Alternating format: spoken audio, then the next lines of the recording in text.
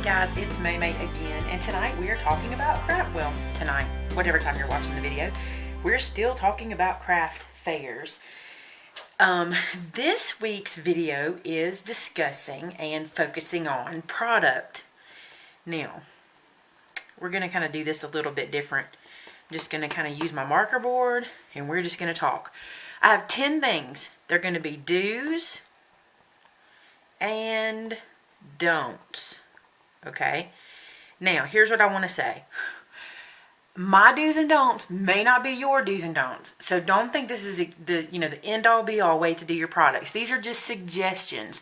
So when you're deciding what you're going to do, just remember these are just suggestions, and I hope that they'll help you in your business.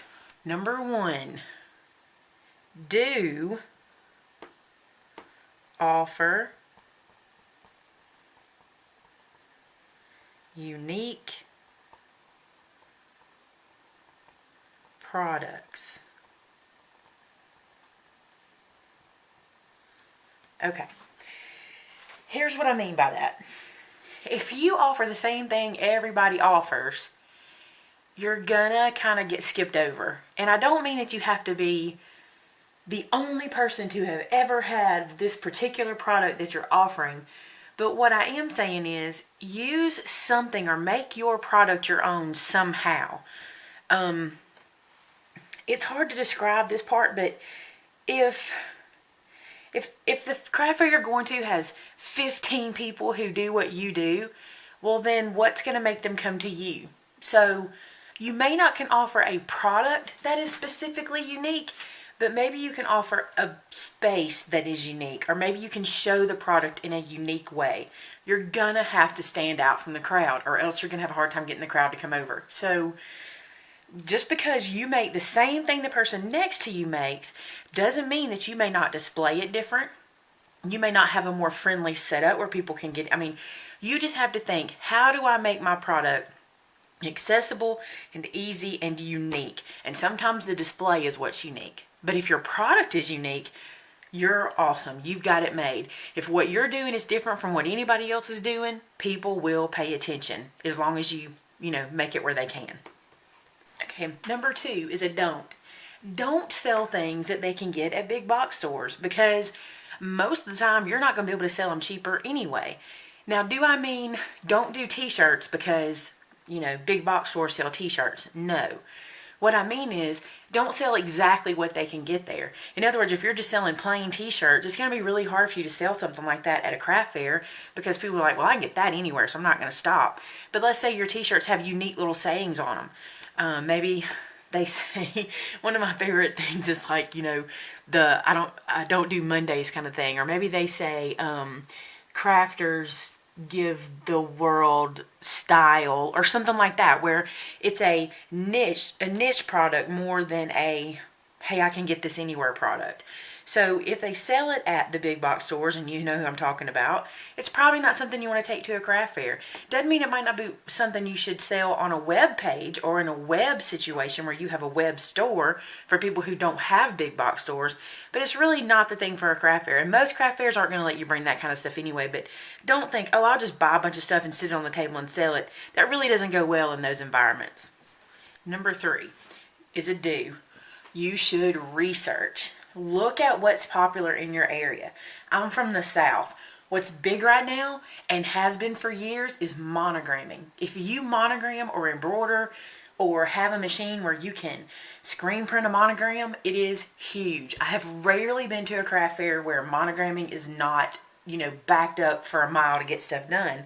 However, wherever you're from, there's probably something that's really popular. We also, you probably don't know this about us in the South, but we're big on football. And so that's something else. If you have things that are, the high school team or the local state team, or even you may have like an NFL team or something like that. Maybe you have some stuff related to those. That kind of stuff is huge. So think, I'm going to research and see what's big in my area. Now also, research your product that you're selling. Look online, not so much to see if other people are selling it, but to see how they display it on their craft tables. Research good ways to display. And look, Pinterest should be your best friend. I have a board, and now I love this about Pinterest. They have the secret boards. I'm going to write this because I want you to be able to remember it. On Pinterest, you can get a secret board. And I love this. I have 3 secret boards because that's all they'll let you have. And one of them is a craft fair board. And when I see something I want to remember, I stick it on my secret board. That way people that follow me on Pinterest who don't care anything about a craft fair, they don't have to worry about following my board. If you want to follow it, send me an email. I'll send you some kind. I think there's a link I could send you or something if you want to follow my craft fair board. But it's just a good way to keep up with things that are cool you might want to try at your next craft fair. Number 4 is a don't. Don't change to fit in. In other words, if you make a craft and it's just the way you've always made it and it's your art, don't change your art because you think you have to fit into what everybody else is doing. There are so many people out there who want somebody to be unique and original that don't even realize it. It's like when you see that product, you're like, wow, why did I not think of that? I remember we went to a local craft fair and there was a girl who had done canvases that were Christian themed. And I had always kind of steered away from that because I felt like it kind of pigeonholed, you know, my customers. It kind of said, if you're not a Christian, this is not the booth for you. Well, I noticed that she did, everything had a scripture reference on it. And I was like, this is amazing. And I'm going to tell you right now, her booth was full. And her product was not cheap. It was beautiful and worth every penny. But don't change what you do to fit in. If you love to do things that have scripture, if you love to do things that have inspirational things, maybe you're into, I don't know, whatever your religion may be or whatever your hobbies may be, you'll be surprised how many people are into that kind of stuff too. So don't change what you do to fit some mold. That's what art is, and that's why people go to these shows, to find things that fit them. So do what you do best and do it well. Number 5 is a do. Use what your fans like. And I say fans because it's hard to write family, friends, and acquaintances in this board, but like you may have a craft that people just really love. I used to make Santa purses. Really cute, love them. Haven't done them in years, so I haven't sewn in a long time. But every time I had one on my arm, someone would want to know where I got it. And, you know, everybody kept saying to me, oh my gosh, you've got to sell these. I would buy one. You've got to do this. If you have a product that every time you have one on or around or in your house, people go, I want one of those, you should know that's a definite good idea for your craft fair. So listen to people who look at what you do. Like, here's something. I sing, and there are certain songs that I have sung for years, and I'm tired of them because I sing them all the time. But every time somebody asks me to sing something, they request something that they've heard before. And the reason is it's because they love it and they can relate to it. And so it's not always what you necessarily love, but when people are saying to you, that's a great product, I want it, you should listen to them and go with that. Okay, number 6 is a don't. Don't clutter your display. Here's the thing. If you have too much, it overwhelms people who aren't artistic, okay? I want to explain this to you a little bit. You're going to hear my kids in the background. I hear them in there. But if you are an artistic person, you see everything in the room because that's just how we are. I mean, typically, I think you understand what I'm saying by that. But if you're not artistic, like I think about my mother. My mother's not very artistic, but she's extremely organized. And when we go to a place, a cluttered booth does not draw her in. It doesn't mean it won't get everybody, but the people who typically frequent craft fairs are either, number 1, people who are going to just make what they see you selling, or number 2, people who don't have a clue how to make it and they want to buy it. So if they're artistic, your booth's going to be seen anyway. But if it's someone that really doesn't have the vision for taking multiples and putting them into one, try to be organized. Try to have everything, you know, try to have like items together. And you hear this in decorating. Think about this. You get a bigger impact when you put things that are alike, you know, in the same grouping. For example, if you collect cups, if you put cups all over your kitchen, it can look cluttered and messy. But let's say you have a cup display and you have all your cups on it, then people are like, wow, you collect cups, what a great collection, because they see them as a collection. And that's what you need to think about when you're setting up your booth. Don't clutter it. Try to think simple but full. Number 7 is a do. And it's simple. Do demo. Now, this is twofold. If you have a product that you can demo, let people touch it, feel it, see how it works for them. Or, same demo, if you have a product such as a wreath, for example, show it in its natural environment. Don't just hang it around willy-nilly. Think about hanging it, you know, maybe you have an old door you can put in your display and hang that wreath up to show them what it's going to look like. Let's go away from wreaths and let's think about maybe you have hair bows.